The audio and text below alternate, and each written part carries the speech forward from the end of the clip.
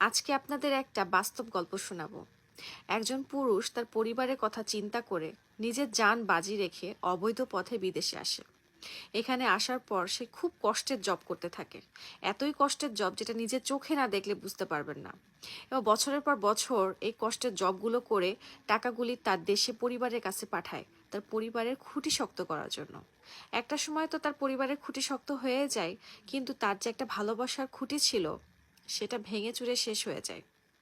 এভাবে দেখতে দেখতে বছরের পর বছর চলে যায়। তার চুলগুলো তার চোখের সামনে পেকে যায়, তার ছেলে মেয়ে সব বড় হয়ে যায়।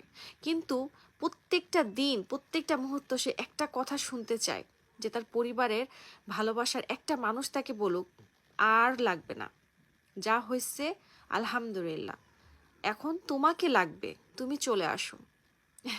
কিন্তু আফসোস এই কথাটা বলার মতন একটা মানুষও তখন থাকে না।